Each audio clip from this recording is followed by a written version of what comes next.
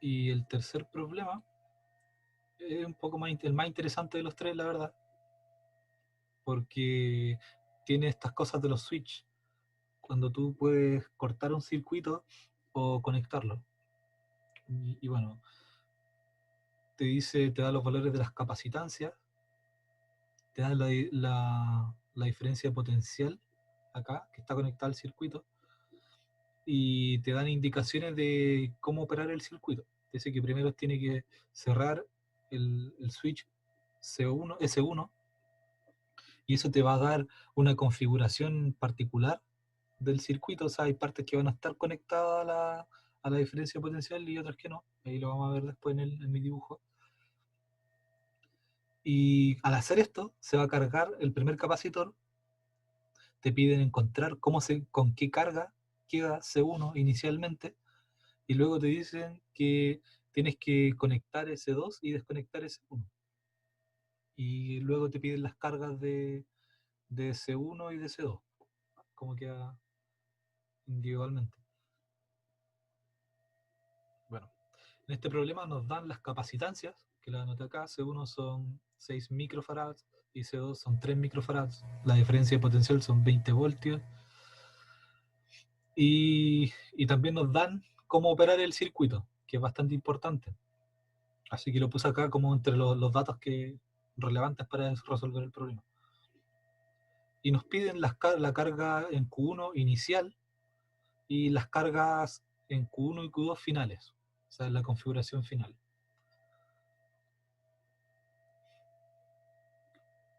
Bueno, la primera indicación que nos dan es cerrar S1. Entonces, al cerrar S1, el circuito queda de esta forma. La parte de acá queda desconectada y queda un circuito cerrado con una diferencia potencial y un capacitor C1. Se carga de acuerdo a la ley que siempre se ocupa acá con la definición de capacitancia. Se despeja la carga y se reemplazan los valores que nos da el problema. Tenemos la capacitancia y la diferencia potencial. Entonces podemos encontrar la carga inicial, que nos da 120 microcoulombs. Luego realizamos la segunda acción que nos dicen, que es abrir S1 y cerrar S2. Al hacer esto, lo que queda aislado es el rectángulo izquierdo del circuito, y quedan conectados C1 a C2 y desconectados de la diferencia potencial. Al hacer esto, la carga se va a conservar. O sea, la carga con la que había quedado C1 es toda la carga que tiene esto. O sea, no hay de dónde sacar más carga. Por lo tanto, las cargas de C1 y C2 vienen de la carga inicial de C1. Entonces se distribuye la carga entre los dos capacitores. ¿Cómo se distribuye? Eso va a depender de las capacitancias. Como el circuito está en paralelo, eh, esperemos que alcance el equilibrio, y luego se aplican las propiedades de los circuitos en paralelo, de que la diferencia de potencial es la misma. Como sabemos que la diferencia de potencial es igual a la carga sobre la capacitancia, de la definición de capacitancia, podemos reescribir la propiedad de la ecuación 2 en términos de la capacitancia y de la carga. Aquí un álgebra, básicamente, despejar las cosas que nos interesan, y vamos a encontrar los resultados. De la ecuación 1, que le puse a esta la relación de la conservación de la carga, despejamos la carga 2 final. O sea, nos va a quedar Q1 inicial menos Q1 final es igual a Q2 final. Despejamos Q2 final y sustituimos en 3, en esta relación que venía de aplicar esto a la ecuación 2. Reemplazo Q2 final y nos queda esto. Acá lo que yo quiero es aislar Q1 final en términos de cosas que yo ya sepa los valores. Entonces,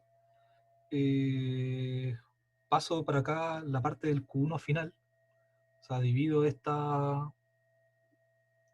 se me olvidó cómo se llaman estas cosas, esta fracción. Y despejo, paso el Q1 final para la izquierda y voy a factorizar Q1 final. Hago eso, paso Q1 para acá, factorizo Q1 final, me queda el Q1 final por 1 sobre C1 más, que queda positivo el signo al pasar a la izquierda, U1 sobre C2 igual a Q1 inicial y dividido en C2. Esto ya está, se ve mejor porque ya tenemos los valores de Q1 inicial de un poquito antes y las capacitancias nos las da el problema. Entonces ya podemos despejar Q1 final. Bueno, despejo de Q1 final en la ecuación y sustituyo los valores. Bueno, acá esto lo escribí de esta forma porque te da un poquito, no sé cómo se dice en esta información. Si se fijan, la carga 1 final viene, como les dije anteriormente, de la carga 1 inicial, pero está modulada por las capacitancias. Digamos que si Q1, o sea, la capacitancia 1, C1 y C2 fuesen iguales, nos va a quedar 1 esta división y nos va a quedar dividido en 2. Y nos va a decir que la carga 1 es un medio de la carga... Eh, perdón, me confundí un poco. Bueno, la cosa es que si fuesen iguales las capacitancias, la carga se distribuiría igual en cada uno de los capacitores. La diferencia, qué tanto se desvía de esa simetría, depende de cómo se relacionen las capacitancias. Bueno, sustituimos, todos estos valores ya los tenemos y encontramos la carga 1 final. Como ya tenemos un valor para la carga 1 final, ocupamos la relación anterior, esta de la conservación de la carga, para encontrar Q2 final. Y estaría resuelto el ejercicio. Usando este resultado y la ecuación 1 encontramos Q2 final. Q2 final es igual a 40 microcoulombs. Bueno, esos son los 3 ejercicios que me encargaron resolverles y explicarles. Espero que les sea de ayuda. Es la primera vez que grabo un video de este tipo, así que lógicamente hay muchas pifias y cosas que pude haber hecho mejor.